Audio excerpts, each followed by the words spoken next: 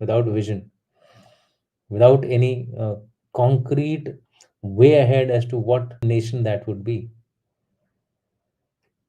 It did not get a chance to have statesmen coming to lead it. Immediately after the, I think after 4 5 years, we had, in fact, Liaquat got eliminated long time back. Then within 10 years, you had Ayub Khan taking over. And thereafter, it was series of military rules only. So Pakistan never got a chance to actually become a state. It remains a chaotic state, and it actually depends on its survival depends on existence of India. Let me just tell you, if today India is not there, let me tell you, Pakistan will disappear. They will all fight amongst themselves and say goodbye and become independent states even before.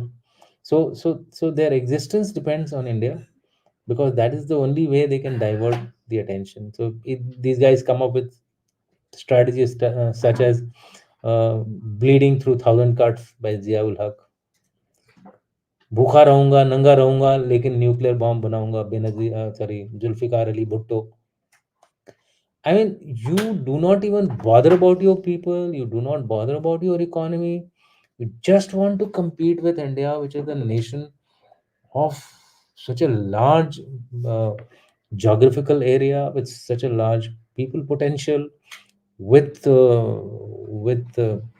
knowledge base which is possibly now comparable to the best in the world, even now and even earlier also. I mean, even if you look at our civilizational knowledge of India, I mean, it was one of the best in the world right from beginning.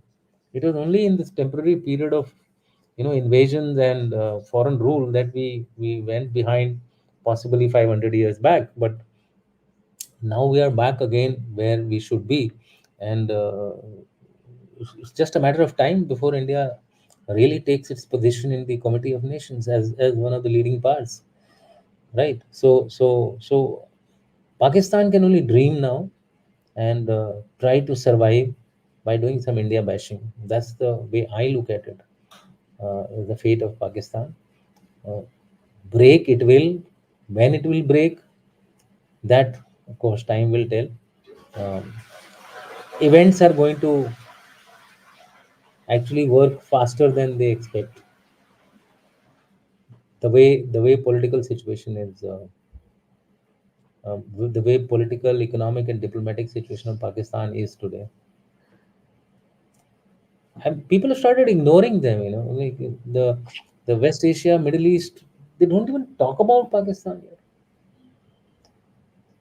After I think 4 5 years, one may have to tell them, hey, there's something happening in Pakistan, and the king of UAE might just say, what, which Pakistan, where is it?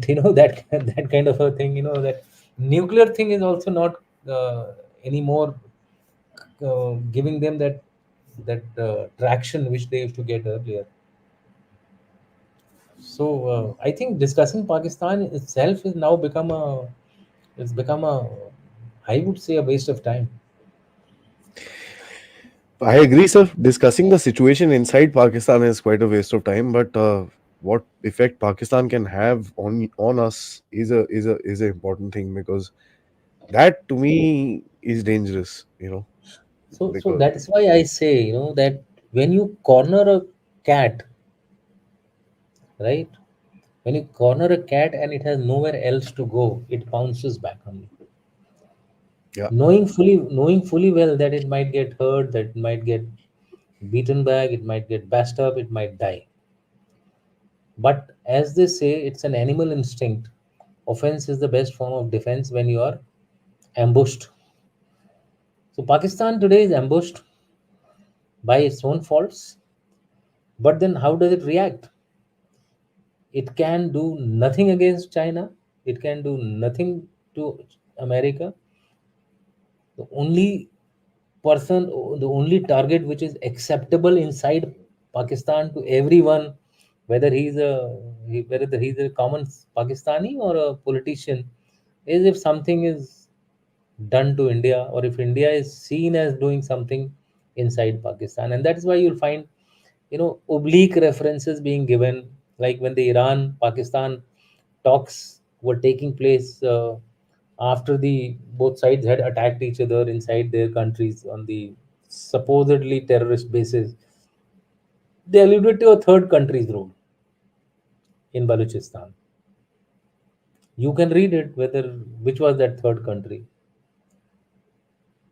They did not mention the country, possibly because keeping the interest of Iran in mind, or keeping the interest of Pakistan in mind. Either way, so both of them avoided the naming of a country, which is part of diplomacy. In any case, everybody tries to not pinpoint by name so that tomorrow they have a way to get out of it. In case if something happens, they can always say that I never told which country it is. So what I'm trying to say is that outward reactions are very much possible, and since its army is still the ninth powerful army, well, I was quite, in fact, General Bhatia brought this out in the tweet which he had, that under that ninth powerful army, the picture was of instrument of surrender being signed by Niazi with with the Indian army commander, who was Western Eastern Army commander, uh, at in the Eastern Theater. It's a So joke. so I don't know whether I have done a tweet saying that, is it sarcastically done, or is it deliberately done? So one can read it out, what must have been the intent of the guy who prepared that particular report, as to it couldn't find any other photograph other than the 1971 surrender ceremony. So and stating, boasting about Pakistan being the ninth most powerful country, army in the world, armed forces in the world. So such a country is expected to take action if its hard power is worthwhile. It does have hard power. We should not deny the fact that Pakistan army today has that wherewithal to finger people, and therefore till they have that capability, they will not allow Pakistan to disintegrate so easily, and hence they will indulge in the activities. Anti-India activity is their favorite